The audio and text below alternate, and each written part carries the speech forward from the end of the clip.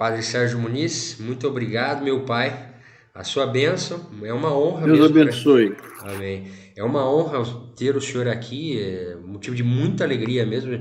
O senhor não sabe, mas o senhor já é um pai espiritual do grupo todo aqui do GEOS, né? O senhor é sempre muito prestativo, respondendo às nossas questões, sempre nos auxiliando, mesmo que de longe. Então, quero dar as boas-vindas ao senhor, em nome do grupo GEOS, agradecer e dizer que a gente fica muito honrado mesmo pela tua presença aqui. Sabemos que o senhor tem pouco tempo, né? Muito corrido aí, o trabalho, né? Então, assim, vou apresentar brevemente o senhor, tá? Para quem não conhece, o Padre Sérgio é pároco na paróquia Nossa Senhora de Fátima, no bairro Alto da Boa Vista, na cidade do Rio de Janeiro. Ele é doutor em teologia, com a tese em Santo Anselmo, estudou em Roma, é um entusiasta do canto gregoriano e coordena um pequeno grupo de coro gregoriano em sua paróquia.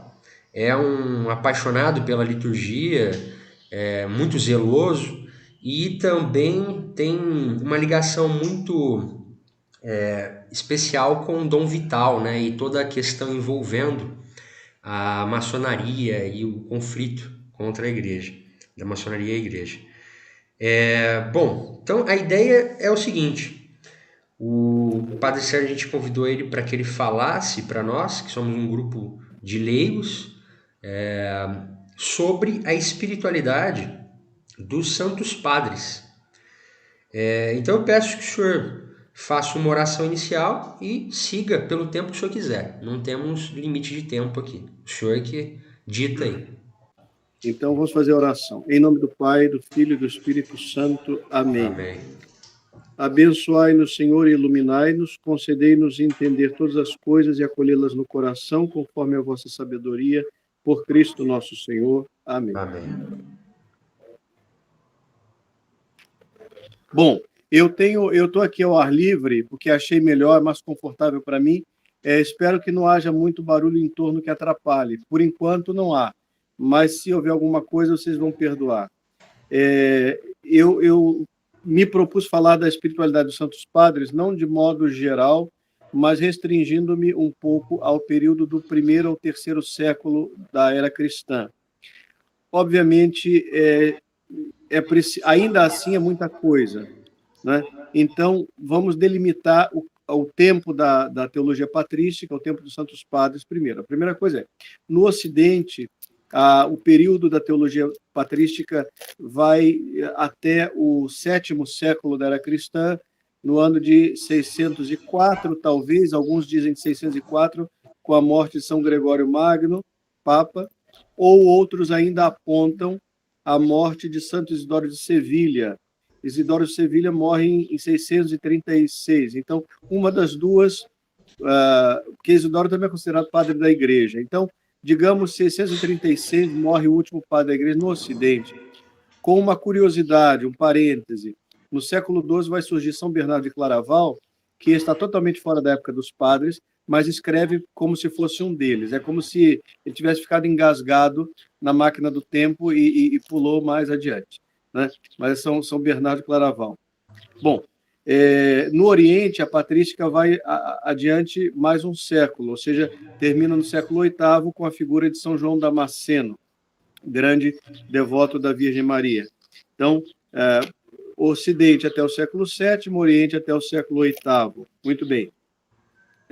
O que é a teologia patrística? O que é a teologia dos Santos Padres e qual a sua importância? Vamos dizer da seguinte maneira: ela é o testemunho escrito da tradição, junto com as fontes litúrgicas. Então, há dois testemunhos escritos principais da tradição apostólica. São os Santos Padres, a teologia dos padres, e as fontes da liturgia antiga. Bom, entendamos bem, a tradição apostólica, que é fundante, que é fundamental para a igreja, ela se define como aquela parte da revelação que não entrou diretamente por escrito no Novo Testamento. É a parte não escrita da revelação, tá certo? Mas, depois de algum tempo, é inevitável que alguém escreva sobre essas coisas. Então, os escritos dos padres são eco da tradição apostólica. Nós temos acesso à tradição através deles. Então, a tradição contém revelação. A tradição é base da revelação junto com a escritura.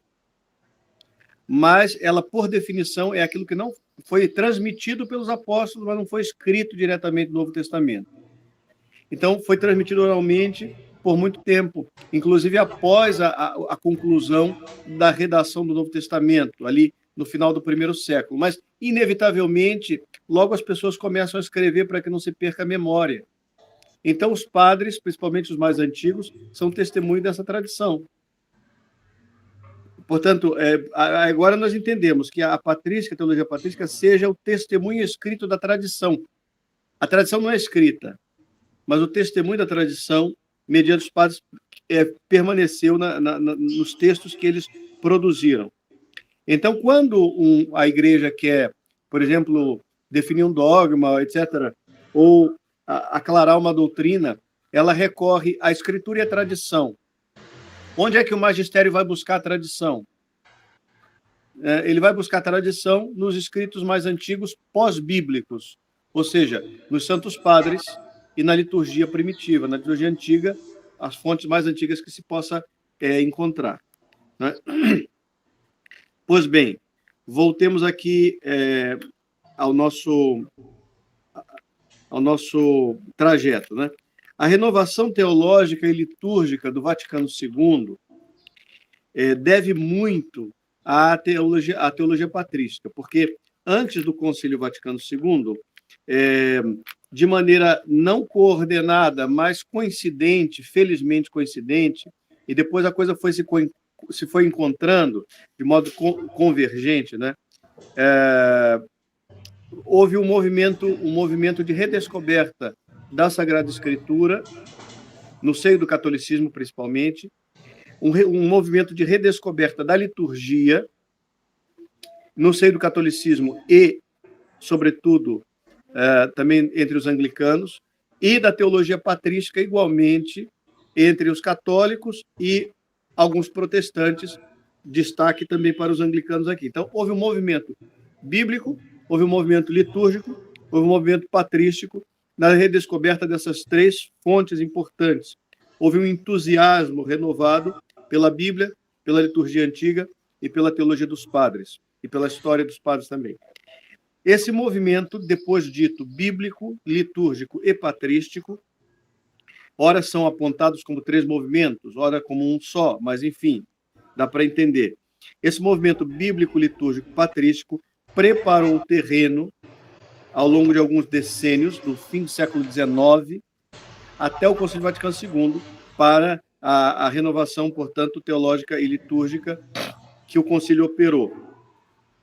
Eu costumo dizer que não se entende, principalmente depois das redescobertas do Vaticano II, não se entende a espiritualidade católica a não ser como espiritualidade bíblica, litúrgica e patrística. Guardem isto. Isso é fundamental, esse tripé. Porque quando eu digo bíblica, eu estou falando da escritura. Quando eu estou falando litúrgica e patrística, eu estou falando da tradição.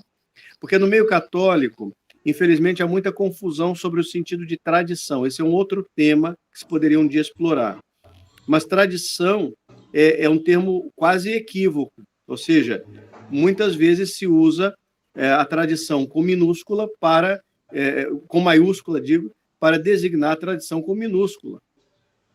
A tradição com maiúscula é fundante e nenhum católico pode escapar, né, ao seu vínculo, à sua exigência. Então, todo católico ele segue a escritura, a tradição e o magistério. Que tradição é essa? Não confundir com as tradições litúrgicas dos ritos que se desenvolveram, sobretudo a partir do século IV da era cristã, com altos e baixos.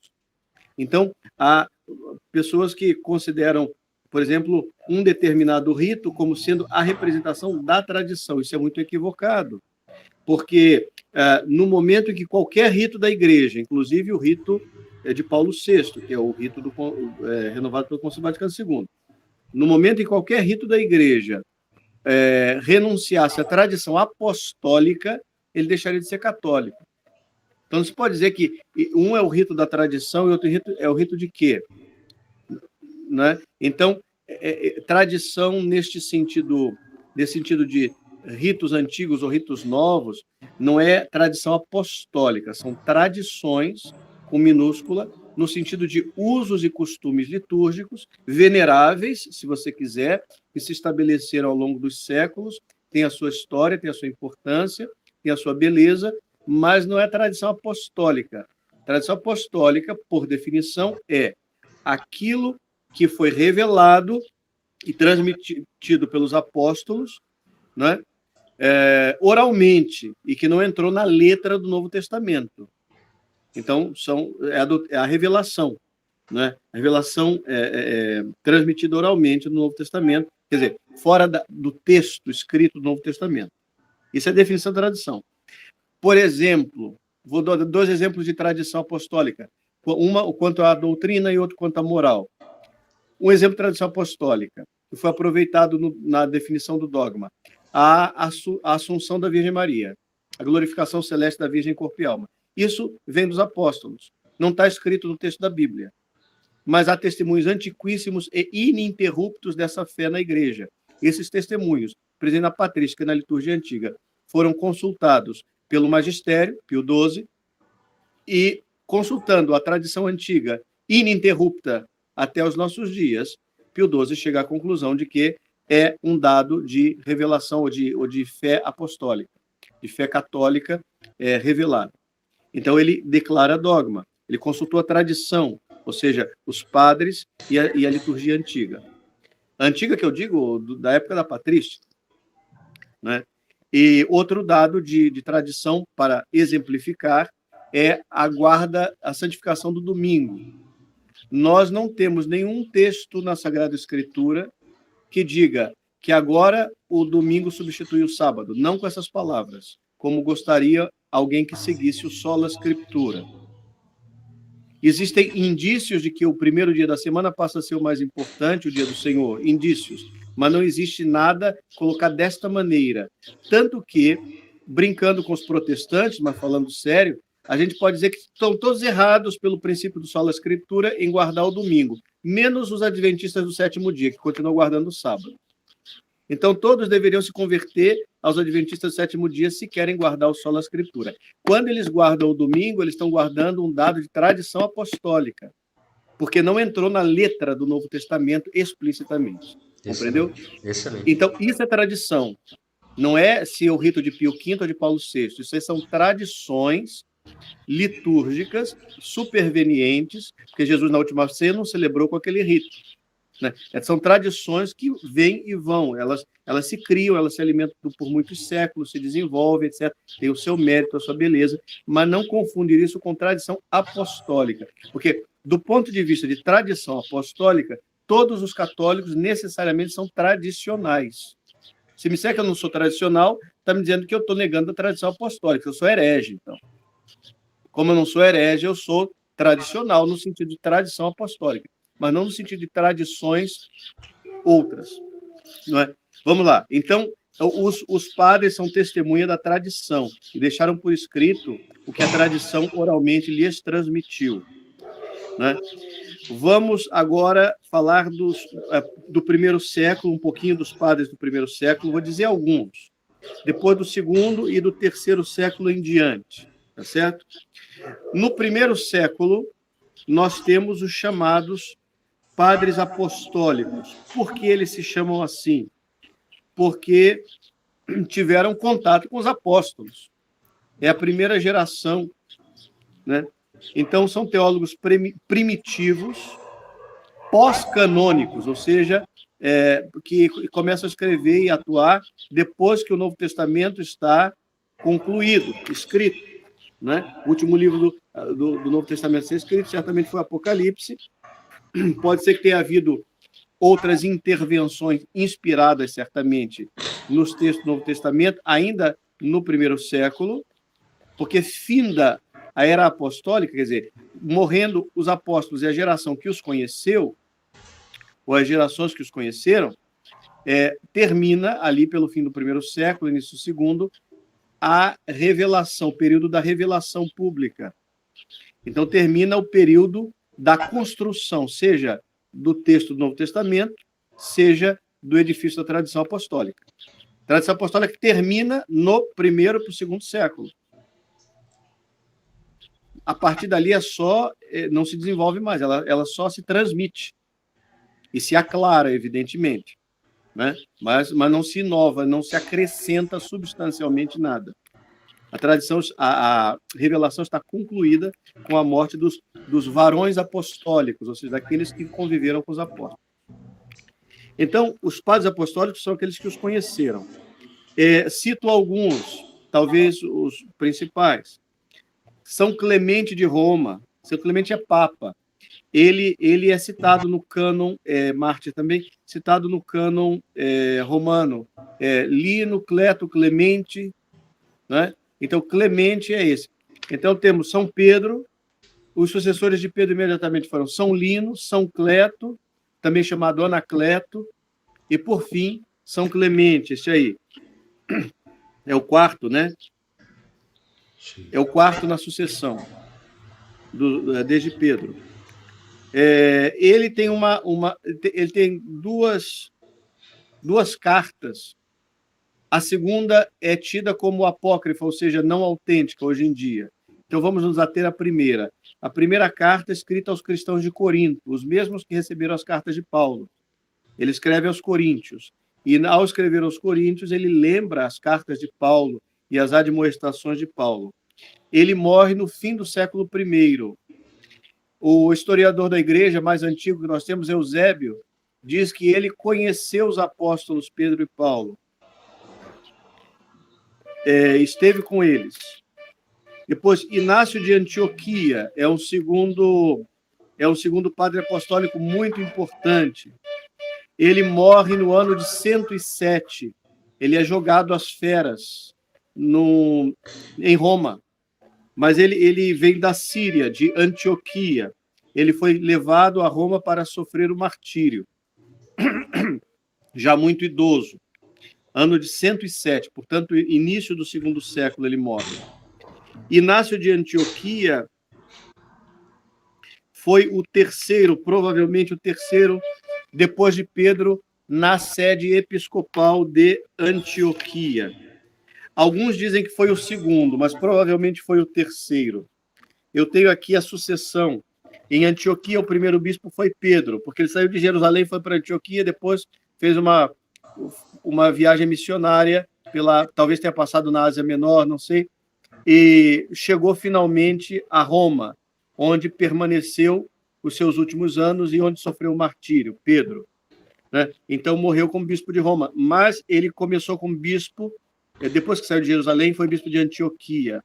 Portanto, o primeiro bispo de Antioquia foi Pedro, o segundo, provavelmente, foi Evódio, e o terceiro, Inácio, do ano de 68 ou 70 até o ano 100 e qualquer coisa, morrendo em 107, aproximadamente, no martírio. E Policarpo de Esmirna. Policarpo de Esmirna é um bispo que conheceu o apóstolo João, né? Conheceu o apóstolo João. E, segundo escritos antigos confiáveis, ouviu a pregação de João e foi formado, na expressão dos antigos, foi formado aos pés de João, ou seja, sentou-se aos pés do apóstolo João. Não sei se é Eusébio também que diz isto, ou é outro. Talvez Irineu, porque Irineu de Lyon, que virá na geração seguinte, discípulo de Policarpo, que foi discípulo de João. Irineu, quando combate os hereges gnósticos das diversas categorias, porque se dividiram em muitos tipos de gnósticos, né? Então, Irineu escreve o Adversus Hereses, contra as heresias. E ele, então, diz, a minha doutrina não fui eu que inventei, como vocês inventaram. A minha doutrina eu recebi de Policarpo, que recebeu de João. Quem pode dizer isto, né? Então, isso é tradição, não é outra coisa, tá? Depois nós vamos falar um pouco de alguns desses padres, da doutrina espiritual deles, porque é o que interessa, o tema escolhido, nós temos que chegar lá, mas mais para o fim. Não sei se hoje vamos conseguir. Esses são os padres do primeiro século. Tem os padres do segundo século, que são chamados, alguns deles são chamados apologetas ou apologistas. Esses padres têm esse nome porque foram os primeiros a elaborar um confronto metódico e em grande escala com os não cristãos. Eles se propunham diretamente combater as objeções, responder às objeções feitas ao cristianismo por judeus e pagãos, e se propunham também explicar a fé, propor a fé em linguagem acessível aos seus interlocutores, judeus e pagãos. Então, o apologista, o apologeta, ele faz duas coisas. Ele tem uma preocupação missionária e uma preocupação propriamente apologética. Na preocupação apologética, ele defende a fé e combate pela fé. Na preocupação missionária, ele expõe a fé.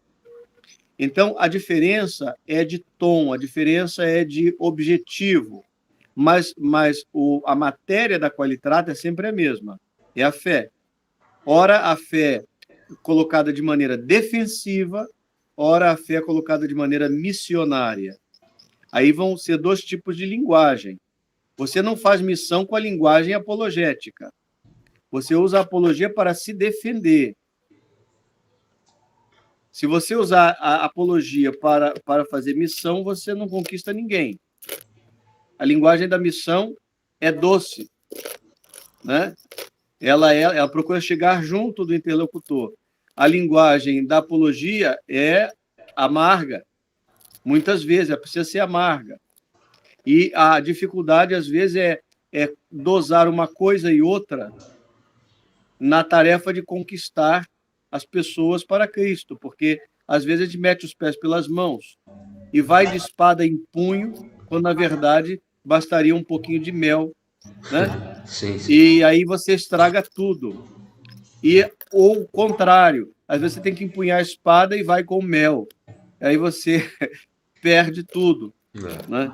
Então é preciso saber dosar isto, que os apologetas nos ajudam a entender.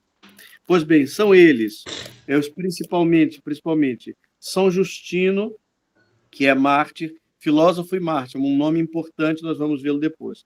Teófilo de Antioquia, Melitão de Sardes, que é bispo, um grande bispo, grande apologeta também.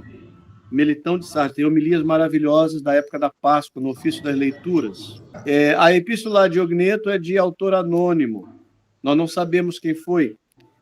E Santo Irineu de Lyon, que é originário da Ásia Menor, que, portanto, era discípulo de São Policarpo, que era discípulo de São João. Irineu, que escreveu contra as heresias. Santo Irineu. Esses todos escrevem em grego. Irineu, por exemplo, as suas obras não chegaram em latim, de uma tradução, ao que parece, muito boa, dizem os críticos, porém, o texto grego se perdeu, de Irineu. No entanto, todos esses são gregos, de origem e de língua.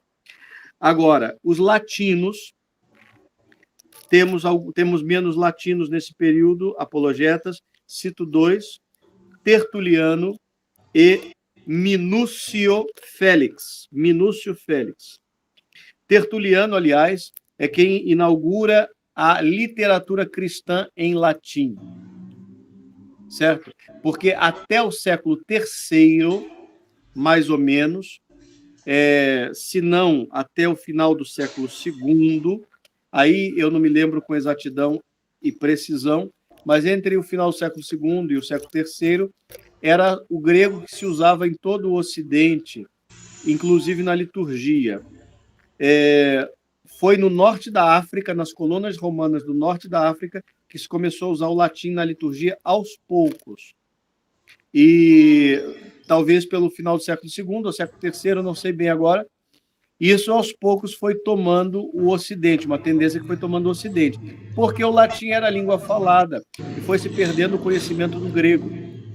Os papas encomendaram aos sábios da época traduções latinas das escrituras, vide São Jerônimo, por exemplo, no século IV, para que pudesse ser a escritura lida em latim, enquanto a liturgia era celebrada muitas vezes em grego, ou parte dela, ainda nesse período, né? Então, a transição do grego para o latim no Ocidente foi paulatina, a partir talvez do século III, e houve sempre uma preocupação em traduzir as escrituras para que o povo pudesse entender aquilo que era lido. Portanto, os autores latinos, quer dizer, Tertuliano é quem começa a literatura cristã em latim, numa época em que a liturgia no Ocidente toda era em grego. Vamos agora ao século III. Do século III em diante, temos alguns nomes importantes. Longe de querer esgotar esses nomes, obviamente, mas só para dar uma ideia. No século III, nós apontamos duas grandes escolas no mundo grego, no mundo helênico, duas grandes escolas teológicas e catequéticas. São elas a escola de Alexandria, que fica no Egito, Alexandria, no Egito, e a escola de Antioquia, que fica na Síria. A escola de Alexandria tem uma tendência mais grega, ou seja, mais helenizante, do ponto de vista filosófico das tendências espirituais, intelectuais. É uma escola mais voltada para o mundo grego, nas suas tendências. E talvez um pouco mais espiritualizante, digamos assim, a escola de Alexandria. E a escola de Antioquia é uma escola mais presa à sensibilidade semítica, porque os sírios e os arameus, né, da Palestina, que são os judeus, na verdade, né, eles são de tronco linguístico e cultural comum, e são povos vizinhos. Então, a igreja siríaca, ou síria, lá de Antioquia, é uma igreja em tudo semelhante à igreja de origem judaica dos primeiros séculos. Ela tem origem judaica, aliás, imediatamente. É a missão que sai de Jerusalém que funda a igreja de Antioquia. Portanto, a sensibilidade dos antioquenos é uma sensibilidade menos espiritualizante, não que não seja espiritual, mais voltada para dados imediatos, diria, materiais. Por exemplo, no caso da encarnação, é a escola de Antioquia que enfatiza mais a humanidade de Cristo, enquanto a escola de Alexandria enfatiza mais a divindade do Senhor. Ambas afirmam a divindade e a humanidade, mas o enfoque preferencial de Antioquia é a humanidade, de Alexandria é a divindade. Isso é importante entender, porque as grandes heresias do passado, desse período, século III, IV em diante, são heresias que têm a ver com o exagero ou da tendência antioquena, ou seja, exagerar a humanidade a ponto de esquecer a divindade ou negá-la, ou tem a ver com a tendência alexandrina, seja, afirmar a divindade a ponto de esquecer a humanidade ou negá-la. Entendeu? Então, os exageros de ambas as escolas produziram várias e maravilhosas heresias, das quais hoje ainda nos beneficiamos. Certo? Porque as tendências não morrem, as heresias foram classificadas, foram anatematizadas, mas as tendências permanecem. Tá o senhor diz isso claramente no curso que o senhor deu no Centro Dom Bosco a respeito da maçonaria, né? Que a gente precisa sempre redizer as coisas porque a gente se esquece, uma geração morre e aí você precisa dizer para outra, etc. Exatamente, exatamente. E a história nos ajuda a não repetir os mesmos erros. Bom, vejamos então. Vamos à escola de Alexandria. A escola de Alexandria tem vários nomes importantes. Eu vou começar com o nome de Orígenes, mas também tem Orígenes, que é do segundo para o terceiro século, final do segundo século para o início do terceiro século, Orígenes.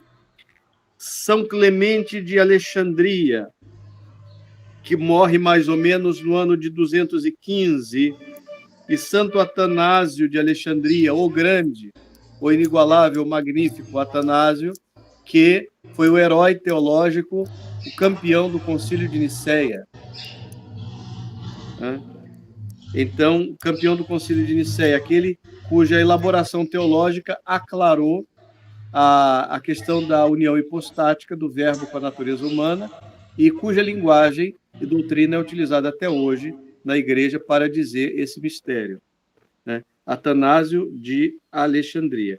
Eu sugiro, a respeito de Atanásio, que quem tiver interesse leia o livro sobre a encarnação do Verbo, porque esse livro é um pequeno tratado sobre a teologia da encarnação e também, em geral, sobre a cristologia e a soteriologia, quer dizer, a doutrina da salvação através do Verbo feito carne, morto na cruz, etc.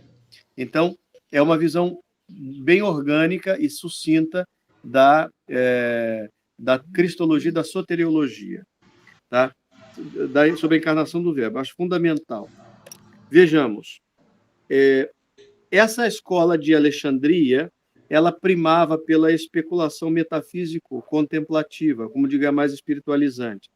Ela acentua a divindade de Cristo, ela elabora a teologia conforme um modelo descendente, ou seja, parte das coisas eternas e em direção às realidades terrestres. E ela trabalha muito com a linguagem alegórica, a interpretação alegórica da Sagrada Escritura. Isso contrasta com os alexandrinos, que vão fazer diferente. Os antioquianos, desculpem, vão fazer diferente.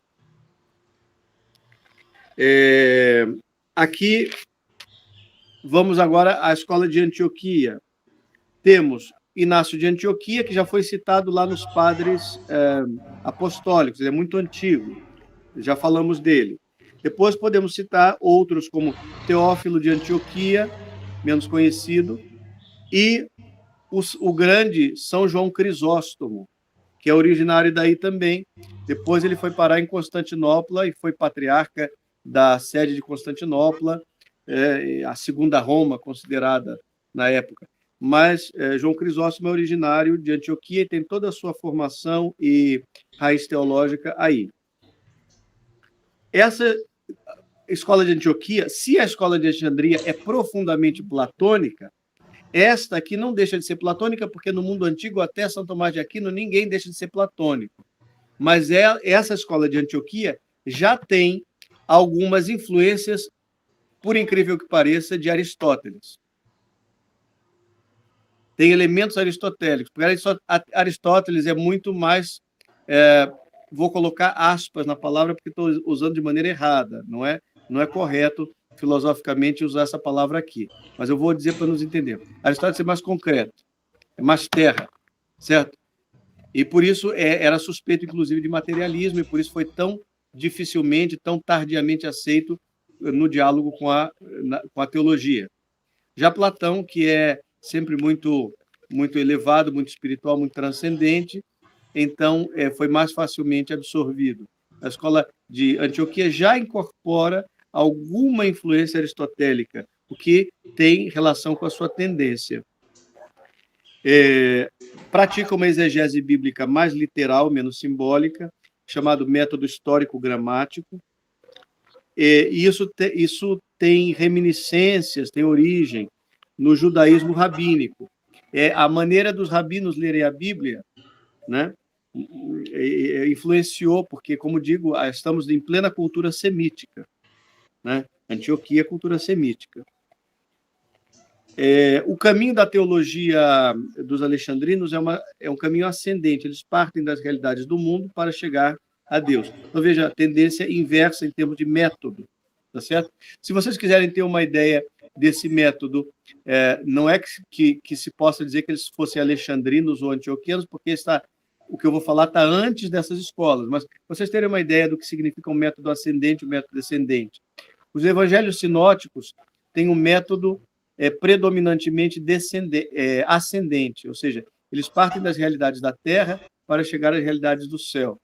Por exemplo, em todos os 3 sinóticos, o evangelho começa sendo narrado com coisas, com fatos que aconteceram aqui, com hora, com dia, com lugar, no tempo e no espaço.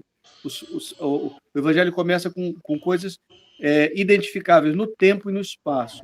O único que não começa identificável no tempo e no espaço é o evangelho de João, que começa da eternidade. Ele começa lá de cima, diz, no princípio era o verbo. Epa, isso foi diferente. Todos os outros começam a falar de baixo e vão levando a gente para cima. João começa de cima e leva a gente para baixo, para depois subir novamente. Mas é descendente. Importante, eu faço um parêntese aqui, teologia. Em teologia, isso é fundamental. Pouca gente sabe desse negócio. Quase ninguém se deu conta disso. Em teologia, até hoje, existem as duas possibilidades.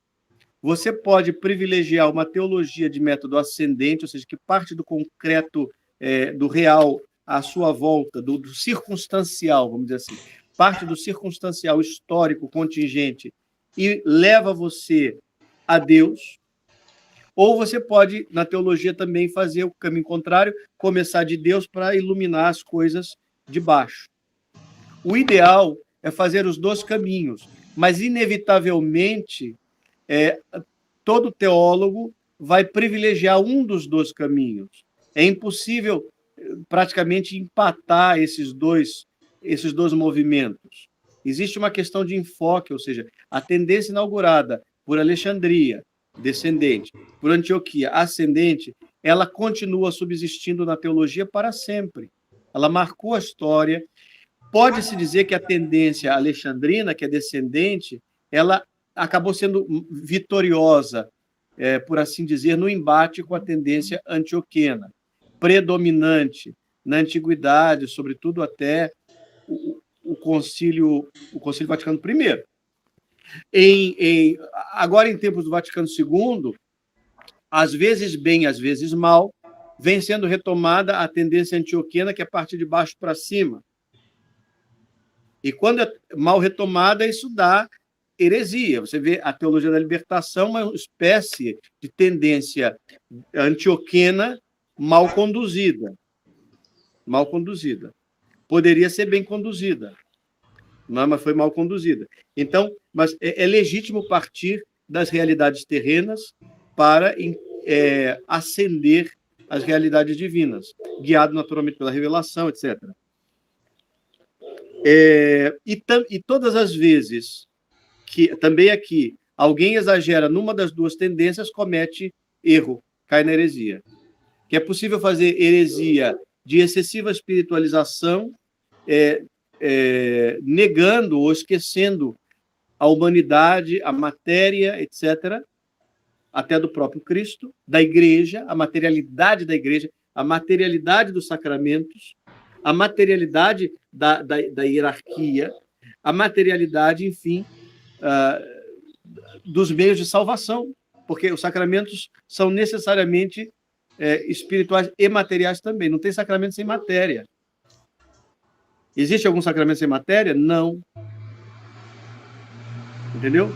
O único sacramento que São Tomás diz que tem uma quase matéria é o sacramento da penitência, porque a matéria do sacramento não pode ser dita, o pecado é a matéria do sacramento, mas o pecado é uma realidade negativa, não uma matéria.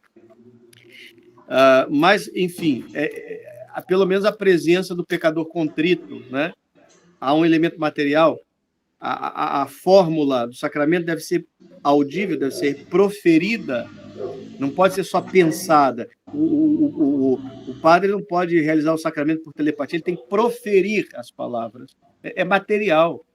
Uma vez, uma jovenzinha veio me procurar, ela estava interessada em algumas questões sobre a Igreja Católica, mas ela disse que não estava interessada em se converter, não. Ela era espírita kardecista, estava muito bem, mas ela estava interessada em entender algumas coisas da Igreja Católica. Ela dizia que uma dificuldade dela com a Igreja Católica é que a Igreja Católica era muito material. Não é todo mundo que entende essa acusação, mas vindo de um espírita que tem mentalidade dualista e, portanto, que deprecia a essência da matéria, É perfeitamente compreensível. É a acusação de um gnóstico contra o católico. Fiquei muito contente de entender que a igreja, de ouvir que a igreja católica era muito material. Porque, veja bem, se você não tem o aspecto material, você não pode delimitar cadê a igreja. Aí cai no problema da igreja meramente espiritual dos protestantes, que é uma tendência gnóstica. A igreja deve ser materialmente circunscritível, identificável. Cadê a igreja materialmente? Cadê a igreja? É esse povo aqui, é a igreja. Né? Então, materialmente circunscritível. Outra coisa, a hierarquia é um elemento material. Todas as tendências espiritualizantes, excessivamente espiritualizantes, tenderam a minimizar a hierarquia, principalmente os movimentos pneumáticos, quer dizer, que apelavam para o Espírito Santo como praticamente o único elemento importante. Aí tem os montanistas lá nos primeiros séculos, e os cátaros e albigenses na Idade Média, etc. Tudo negava a hierarquia. E negavam também os sacramentos, ou a maioria dos sacramentos. Por quê? Porque é material. Né? Tudo que é material é negável. Então, isso aqui é tendência gnóstica. E a tendência gnóstica é muito mais fácil para alguém de escola alexandrina, ou seja, daquela escola espiritual que começa de cima.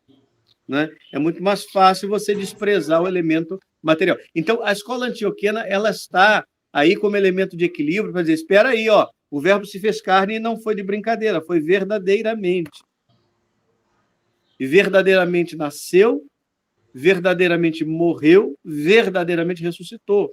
Esse verdadeiramente que nós encontramos em muitos textos antiquíssimos não é um enfeite, é uma maneira de se contrapor à heresia espiritualizante do gnóstico, que diz que Jesus, o verbo, se encarnou em aparência, morreu em aparência ressuscitou. Então, não foi em aparência, foi verdadeiramente. Está aí para dizer. Então, veja como os dois elementos se equilibram. Sim. O elemento espiritual antioqueno e o elemento espiritual alexandrino e o elemento terra antioqueno. Eles estão em equilíbrio. Ora mais para cima, ora mais para baixo, mas não pode sumir nenhum dos dois. Se sumir, cai na heresia. Isso é o resumo da história das heresias na Igreja Antiga e o eco nós temos ainda hoje. Então, falamos aqui, demos os nomes de alguns antioquenos, né?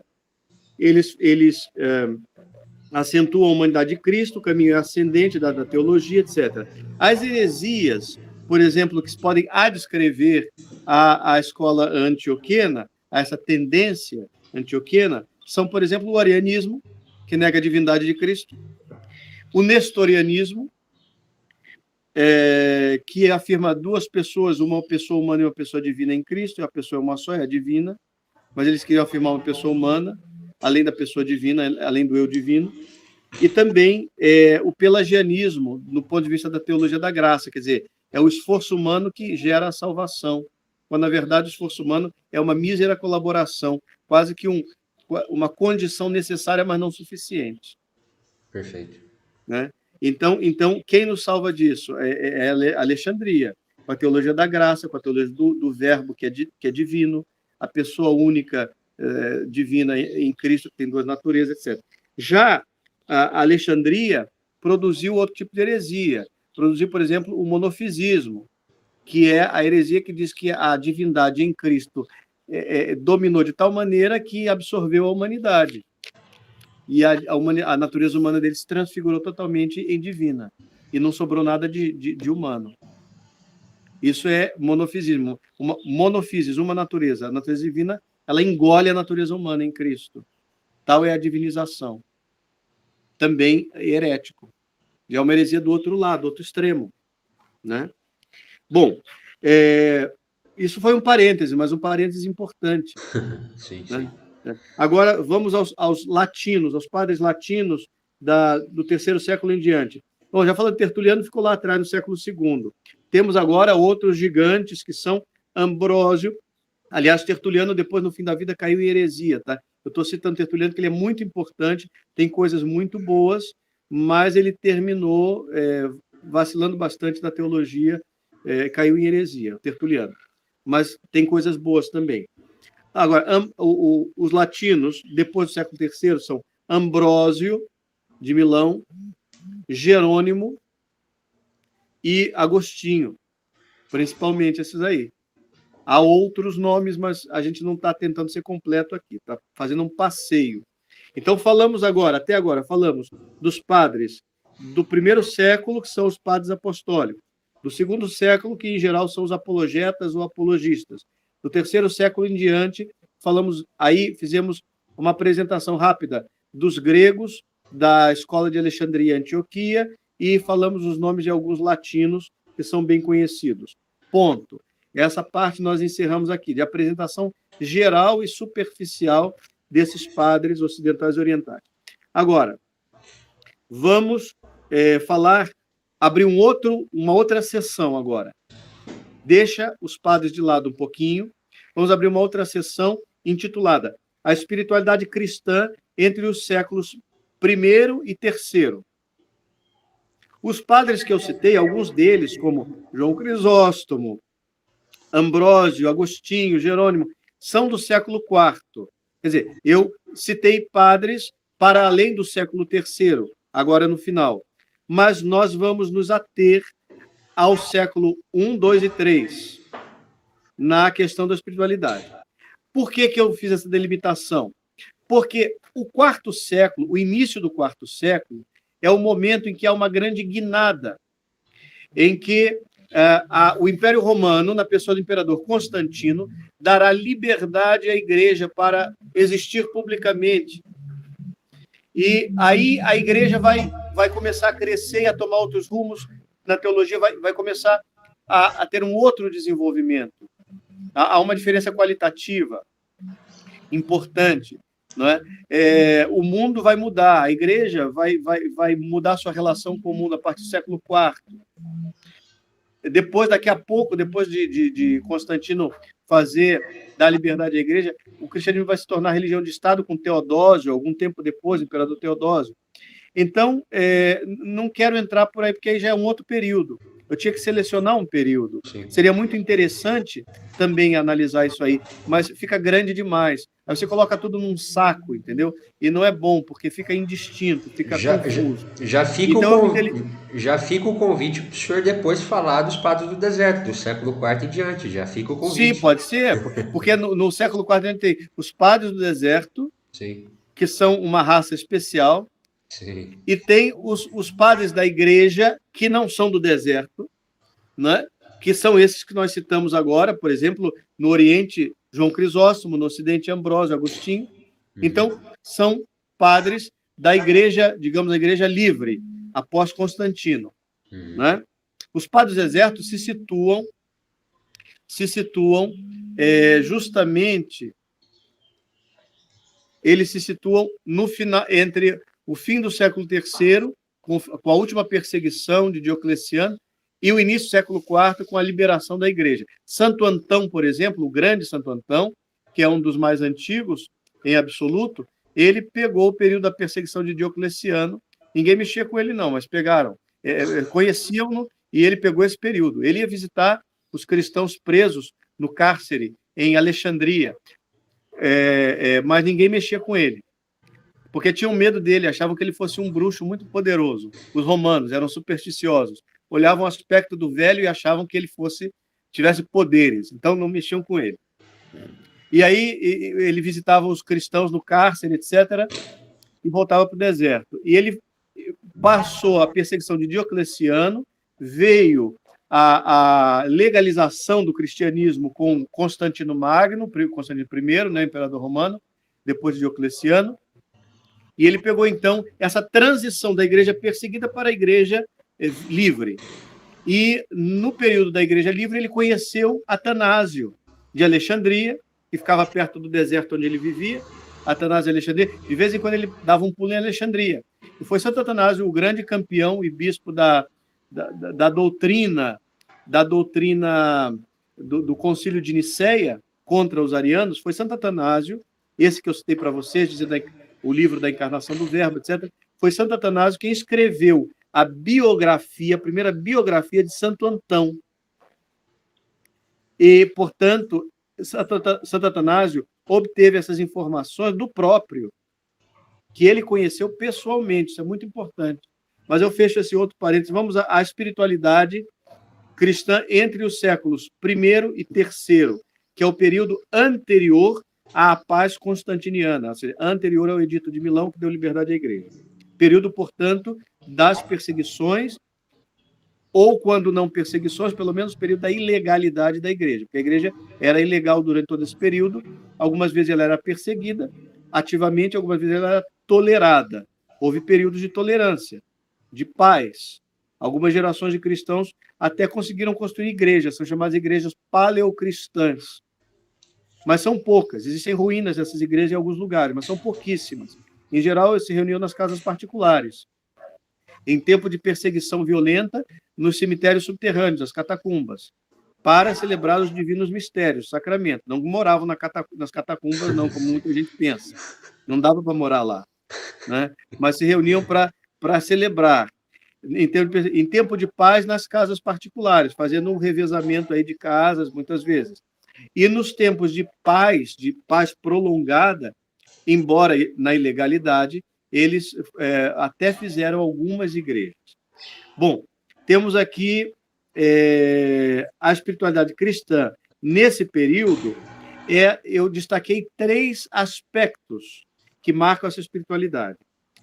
O batismo, mas o batismo eu vou fazer ligação do batismo logo com a penitência e com a Eucaristia.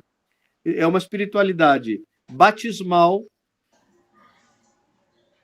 mas isso vai implicar penitência e Eucaristia.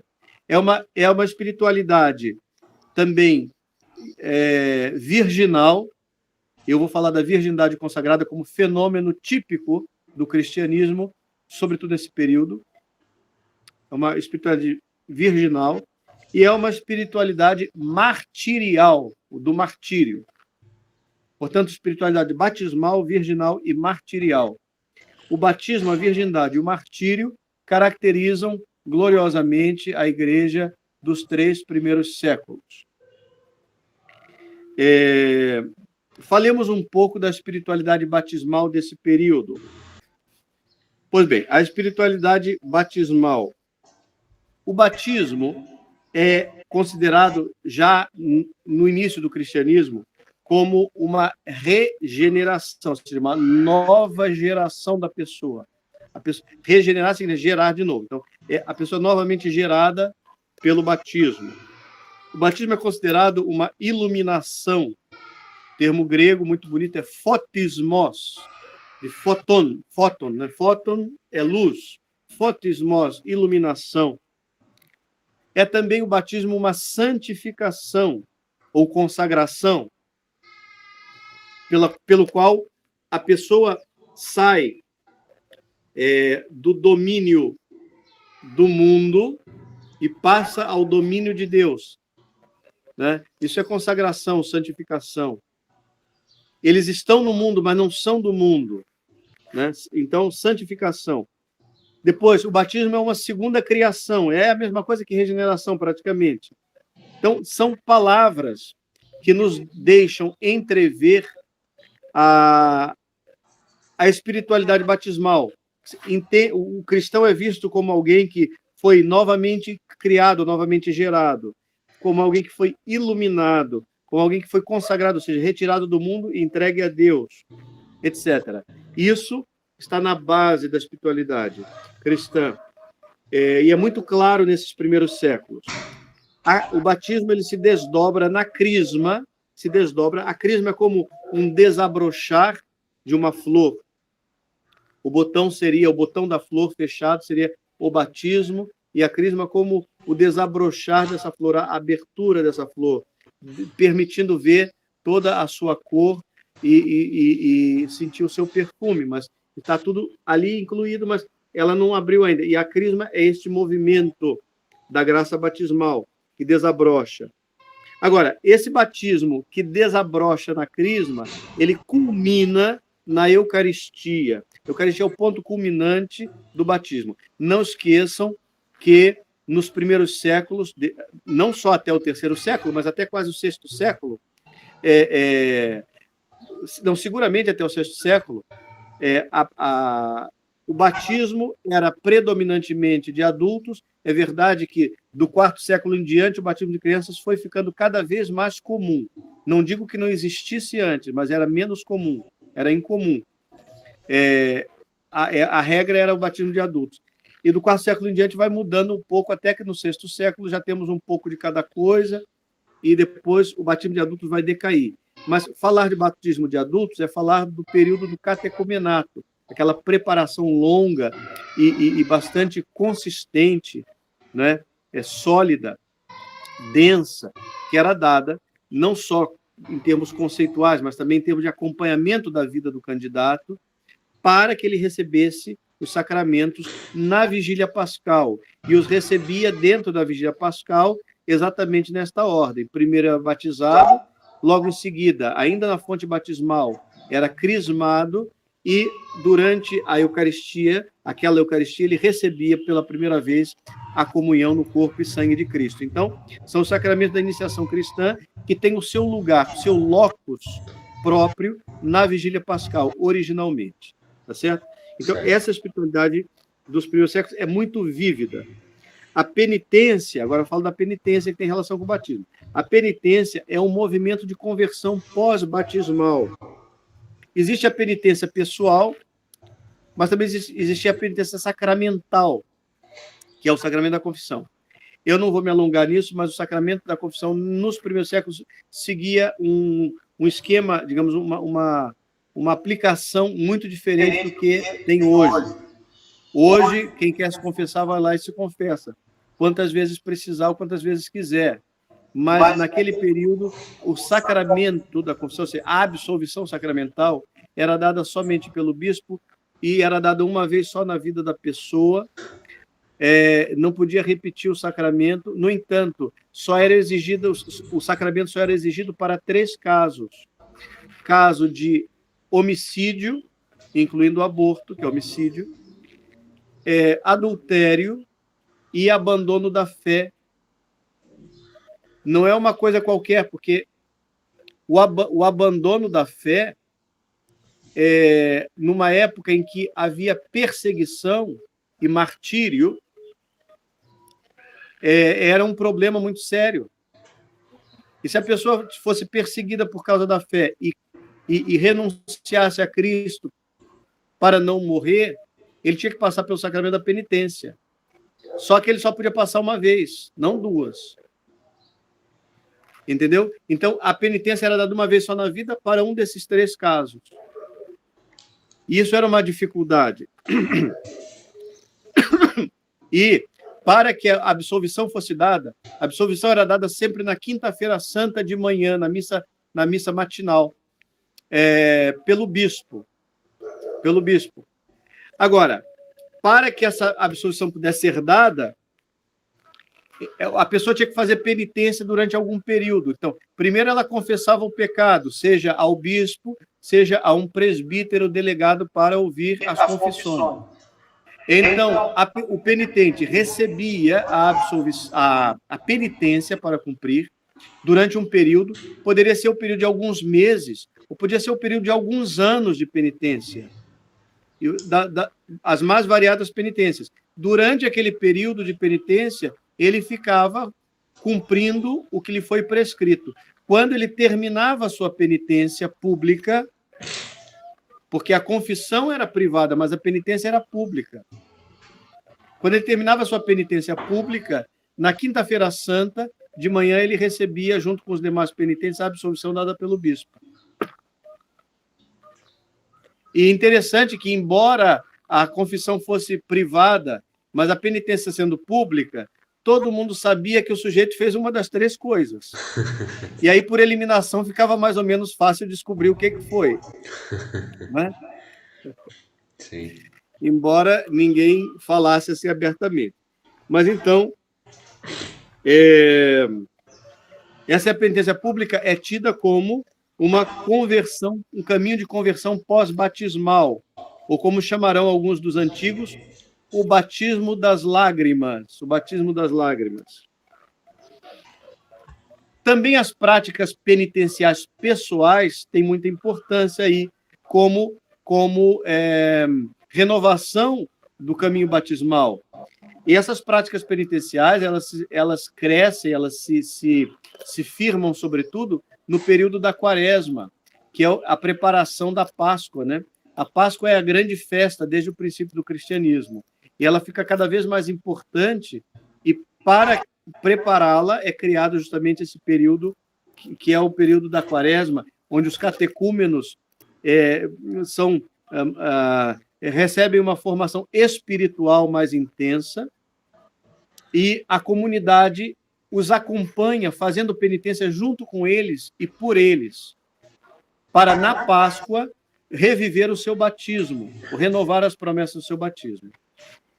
Bom, esse é o aspecto batismal da espiritualidade dos 3 primeiros séculos, que nós faríamos muito bem em revisitar e revalorizar pastoralmente. Aliás, a igreja tem feito isto,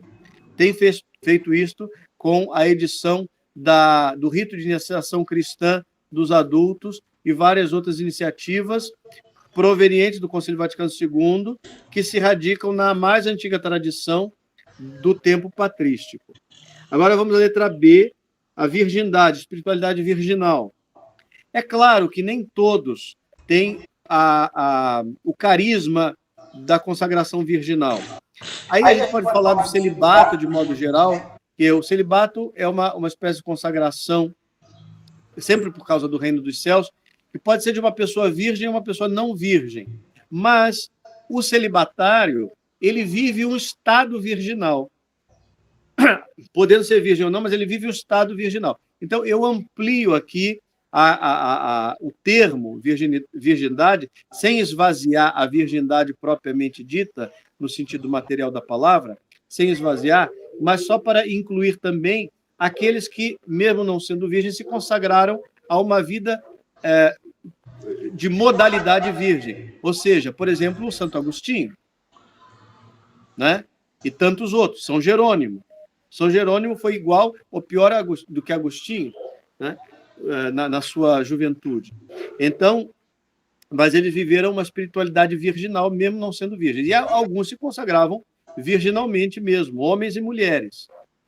É verdade que a consagração virginal, no início, foi sempre mais destacada para a figura feminina. Por quê?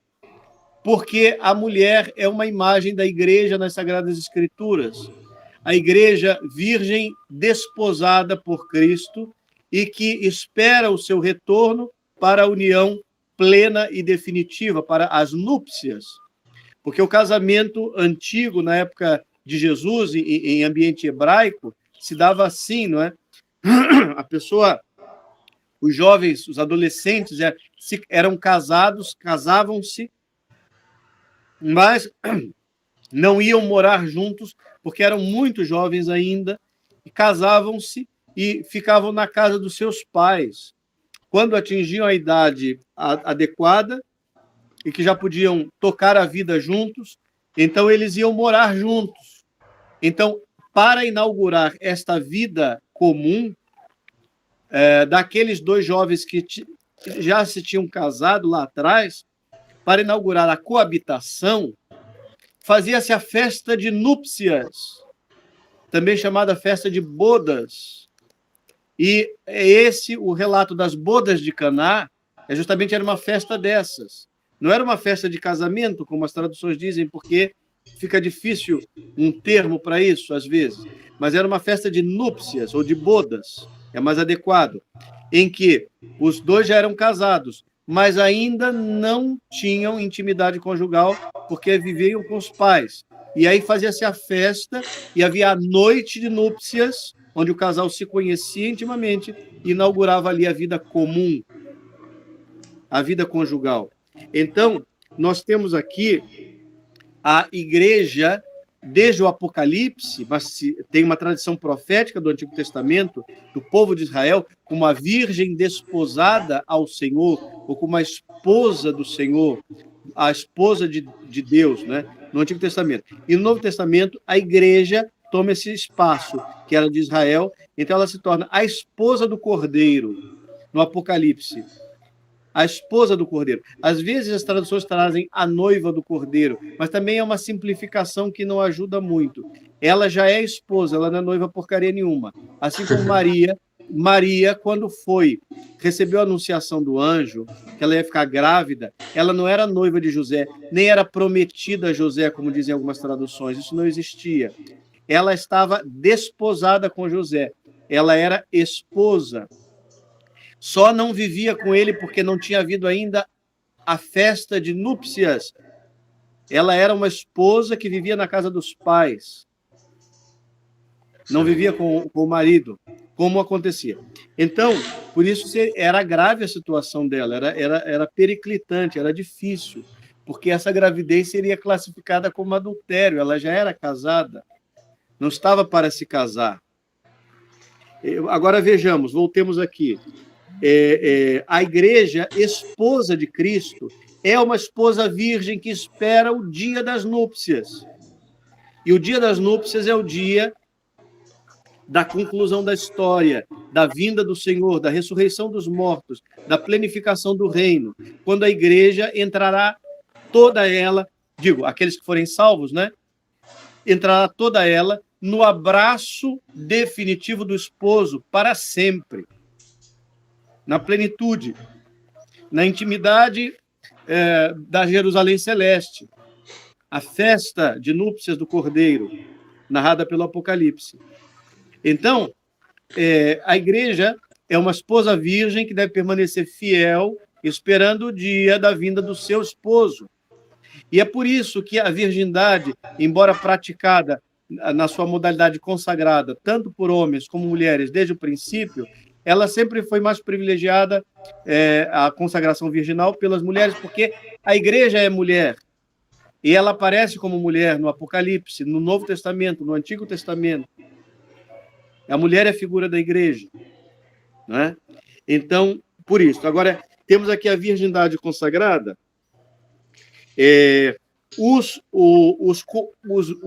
Aqueles que praticavam a continência, né, a abstinência sexual, por amor ao reino dos céus, emergem no mundo pagão antigo como um lírio que brota num mar de lodo, num pântano. Porque o pântano ele fede, ele tem coisas em decomposição, é lama, não é? E o lírio é branco e é perfumado, ele surge do meio da lama e permanece ali em contraste com aquele mundo. Ele chama atenção pelo contraste. Então, a virgindade resplandece como um lírio no mar de lodo da antiguidade pagã. E os apologetas se valem desta preciosidade que só existia na igreja. É verdade que os romanos tinham umas sacerdotisas que eram as virgens vestais, mas me parece que não permanecessem como sacerdotisas a vida inteira, era um período, não sei bem. Enfim, mas era coisa muito rara na antiguidade. E, de toda forma, entre os romanos, essas virgens vestais eram muito admiradas por causa justamente da sua consagração virginal, mesmo no paganismo. Era entendida como um sinal de virtude, não é? Uma virtude sublime. Portanto, os apologetas usam a existência da consagração virginal na igreja como um argumento da superioridade do cristianismo. Os continentes, os abstinentes, eles se distinguem também no interior da comunidade, como pessoas especialmente agraciadas por Deus. As virgens consagradas, no mundo greco-romano, no ambiente cristão, as virgens consagradas, elas deveriam aparecer como mulheres casadas. Como é que se distinguia isso? Quando a mulher se casava, ela recebia a imposição de um véu. E ela, toda vez que aparecesse em público, ela aparecia velada, ou seja, com o véu sobre a cabeça. Isso no mundo greco-romano, em Roma, sobretudo. Então, as virgens consagradas, embora não casadas, elas apareciam com o véu. E quem lhes impunha o véu era o bispo. O rito da consagração virginal consistia na velatio, ou seja, na cobertura da cabeça por um véu. Então, ela estava se casando ali, se casando como Cristo. Ela assume a imagem da igreja esposa. Por isso ela usa o véu. Né?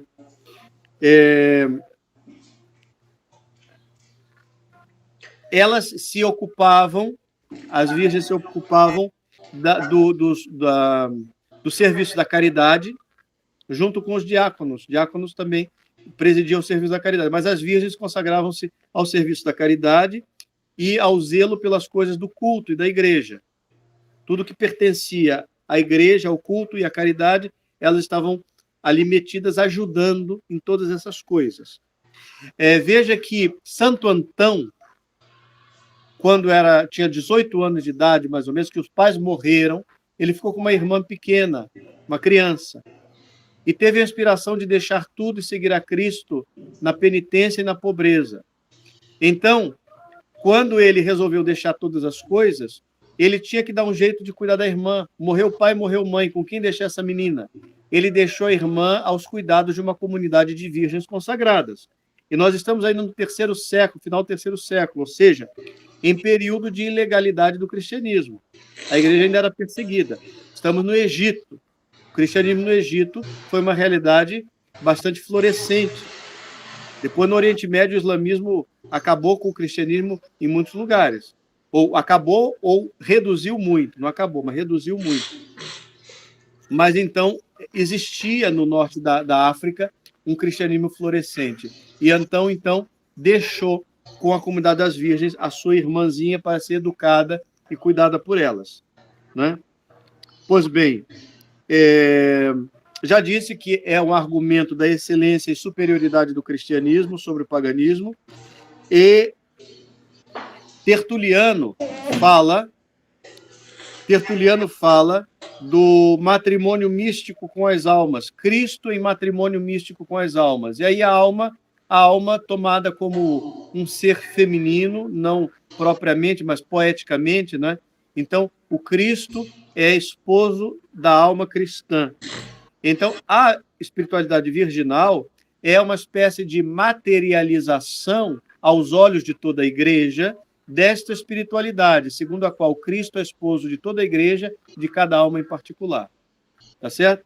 Agora, vejamos a letra C, o terceiro item, e com isso nós vamos terminar, porque eu ainda tenho algumas coisas, e eu vou dizer o que é que falta depois. Mas vamos terminar, para terminar num lugar assim lógico. Eu estou vendo que tem bastante coisa ainda, não quero correr sobre essas questões. Em terceiro lugar, temos o cristianismo com a sua espiritualidade martirial, o martírio. Ora, o cristianismo se choca com o paganismo desde sempre, assim como o judaísmo também se chocava com o paganismo. Por exemplo, existe um pagão chamado Tassiano, do segundo século. Perdão. Existe um cristão do segundo século chamado Tassiano que escreve um discurso contra os pagãos, intitulado Discurso contra os Gregos. Ele é uma espécie de apologeta kamikaze. Ele não sabe conversar, só sabe bater, entendeu? Então, ele só ataca. O Tassiano é realmente um caso à parte. E é um ataque feroz ao paganismo. Temos também, na mesma linha dele, agressiva, o Teófilo de Antioquia, agressiva com o paganismo, né? Teófilo de Antioquia, já falamos dele. O Hermas escreve uma obra chamada O Pastor. Então, essa obra normalmente é conhecida como O Pastor de Hermas. Hermas é o autor do livro. E o livro se chama O Pastor, segundo século, me parece. Hipólito de Roma, também são cristãos que não sabiam, nem estavam muito interessados em dialogar. Eles eram bastante agressivos, né, em relação ao paganismo, uns mais, outros menos, mas a tônica deles era realmente um choque, uma desvalorização bastante radical da cultura grega, inclusive. Bom, mas a gente entende que o martírio, a igreja se choca com o paganismo, porque você rejeitar os deuses do império e rejeitar os deuses da polis grega é como que atrair a maldição ou a má sorte ou a ira dos deuses sobre a civilização greco-romana ali, daquela polis ou daquele império, né? Então você atrai a maldição dos deuses e a desgraça. Portanto, fazia parte do bem público, do bem comum, garantir que a cidade, a polis e que o império prestasse culto aos deuses, para que as coisas fossem bem na terra. Não poderiam ir bem na terra se o Olimpo estivesse irado. Então era preciso apaziguar os deuses, prestando-lhes o serviço mínimo necessário. Isso era uma função dos imperadores, inclusive, garantir isso. Agora vem uma raça de gente imitando os judeus, de certa maneira, que já não eram bem vistos, propagando uma religião que nega todos os deuses e afirma um que a gente nem sabia que existia. Então, é claro que o paganismo vai se opor aos cristãos. Depois, os cristãos são um povo que faz tudo o que pode dentro da sua cultura, mas não faz algumas coisas. Eles não se misturam com algumas coisas. Então, as pessoas começam a achar que eles querem ser melhores do que os outros. Então, popularmente, isso passa uma dose de antipatia.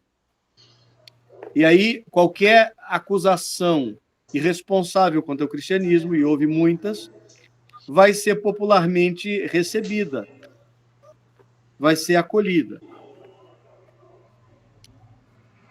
Vejamos, havia muitos mitos contra os cristãos, né? Por exemplo, eles adoravam uma divindade com cabeça de burro, que eles bebiam sangue de crianças e comiam carne de crianças no seu culto, e outras coisas mais, que eles tramavam contra o império, entendeu? Sim. Mas é muito interessante que eu fiz algumas anotações sobre o que o Padre Sérgio disse. Essa espiritualidade cristã, né, dos primeiros 3 séculos dos Santos Padres, onde ele coloca algumas notas aí essenciais como sendo características, né, próprias desse período. Então ele coloca, por exemplo, a questão do batismo, né? Ele coloca também a questão virginal e a questão martirial, né, dos mártires.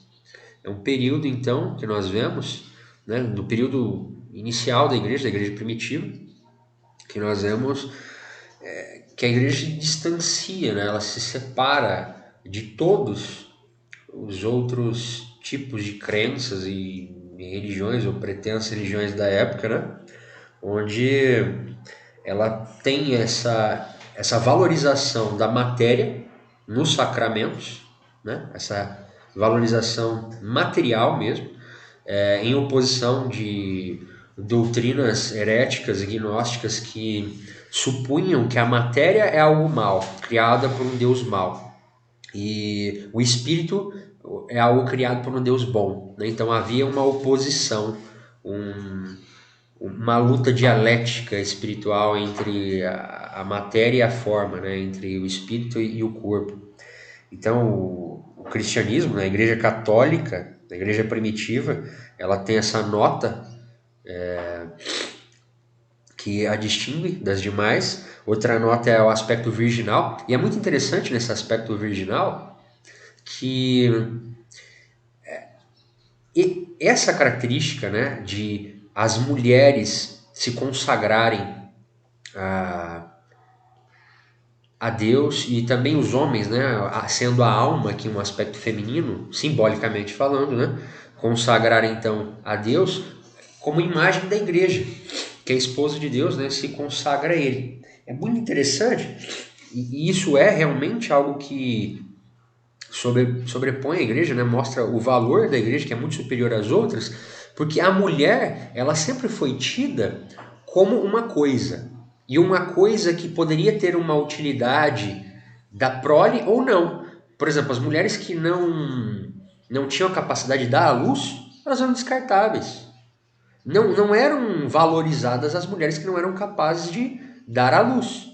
Então, quando surge uma religião que diz que a mulher tem um valor apesar dessa utilidade ou não, pô, isso é realmente algo que vai valorizar a pessoa humana, vai valorizar a natureza humana e não a utilidade da pessoa humana, né?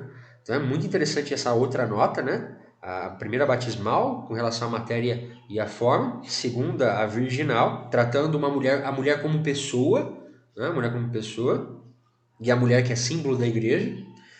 E por fim, martirial, que ele estava falando pra gente, infelizmente caiu, né? E realmente acho que acabou a bateria dele, pelo que eu estou vendo aqui, ele não está recebendo as mensagens. Esse aspecto martirial de uma igreja que realmente tem uma doutrina, de uma igreja que realmente crê na fé que professa, a ponto de pagar com a vida. A ponto de pagar com a vida, né? Uma igreja que realmente acredita numa outra vida, que não essa. Acredita numa outra vida que não essa. Bom, infelizmente, né, ele não voltou aqui ainda, nem recebeu as minhas mensagens. A gente vai encerrar por aqui. Vou fazer os agradecimentos, mesmo sem a presença do padre aqui, para ficar registrado, né? Então, a gente fica muito honrado mesmo com esse saber, aí, esse conteúdo que o padre Sérgio ministrou para a gente, de uma maneira muito sábia. É muito legal toda essa trajetória, né, que ele traçou para chegar até aqui. Eu aprendi bastante agora. E então a gente agradece ao Padre Sérgio e também deixa aqui um convite para as pessoas conhecerem o Grupo GEOS, né? Nós somos um grupo de leigos que temos como carisma o estudo e a oração em busca da santificação, né? Nós somos aqui do interior de São Paulo, cidade de Guapiaçu. Somos um grupo pequeno, mas sério. Nós nos reunimos semanalmente, uma vez por semana, geralmente aos domingos, às 3 horas da tarde. E a gente nasce, digamos assim, né, com um desejo de unir forças, nos unir espiritualmente e também presencialmente ou não, né, para poder comungar espiritualmente, né, comungar da nossa fé, etc. Então assim, o nosso grupo surgiu aqui em Guapiaçu, né, na paróquia São Sebastião, por isso GEOS, Grupo de Estudos e Oração São Sebastião, da paróquia São Sebastião de Guapiaçu. Ele surgiu aqui em Guapiaçu e inicialmente a gente não tinha a ideia de abrir para outras pessoas que não daqui da nossa paróquia. Mas nós fomos amadurecendo e entendemos que, como a igreja é universal, não tem por que nós termos esse aspecto tão local, né? E não nos abrir, não ser uma igreja aberta, um grupo aberto. Então, nós já temos aí pessoas que não são nem do nosso estado, né? E fica então o convite para quem quiser estudar e rezar com a gente. As portas estão abertas aí. A gente começou a estudar primeiro sobre a Santa Missa, aí depois estudamos um pouco sobre a liturgia. Agora nós estamos no módulo de mistagogia e espiritualidade, que a gente vai ficar por um bom tempo ainda. E depois nós vamos estudar mais propriamente a doutrina e terminar com a moral cristã católica, né? Alguns princípios, rapidamente aqui concluindo já, que nós temos é que as pessoas que queiram entrar sejam já católicas, né? Já tenham os sacramentos, sejam maiores de idade e comprometidas com a fé católica. Nós documentamos todos os nossos estudos, né? De modo que as pessoas que perderam os encontros anteriores possam ter acesso a esse material, ou as pessoas que venham a faltar também tenham acesso. Bom, acho que é isso. Bom, pessoal, obrigado aí também, vocês que participaram pela internet. Nós temos alguns membros aqui também, presencialmente, estão atrás aqui do computador. E é isso, então vamos rezar rapidamente para encerrar. Estou com uma alergia, então vamos rezar rapidamente aqui para a gente encerrar, né? Estamos e estivemos sempre reunidos em nome do Pai, do Filho e do Espírito Santo. Amém. Ave Maria, cheia de graça, o Senhor é convosco. Bendita sois vós entre as mulheres, e bendito é o fruto do vosso ventre, Jesus. Santa Maria, Mãe de Deus, rogai por nós, pecadores, agora e na hora de nossa morte. Amém. Glória ao Pai, ao Filho e ao Espírito Santo, Assim como era no princípio, agora e sempre, por todos os séculos dos séculos. Amém. Deixa eu me despedir aqui então do Gustavo e da Miriam. Cadê eles aqui? Bom, pessoal, infelizmente, né? O Padre Sérgio caiu aqui, mas se vocês tiverem alguma pergunta também, vocês passam lá no grupo do WhatsApp depois, e aí eu transmito para ele, ele responde pra gente. Mas ele vai fazer outros encontros com a gente também, ele vai dar continuidade nesse também, né? Já que não deu tempo também. Ele não ia conseguir dizer tudo que tinha para dizer, então, de qualquer forma, a gente já teria outro. Vocês querem comentar algo? Fiquem à vontade. Não, uma pena, cara, porque tava muito bom, de verdade. Pois é. Bom, é isso então. Nós nos falamos. Tchau, tchau. Beleza? Fiquem com Deus. Tchau, tchau. Amém. Fica com Deus também. Amém. Tchau, tchau.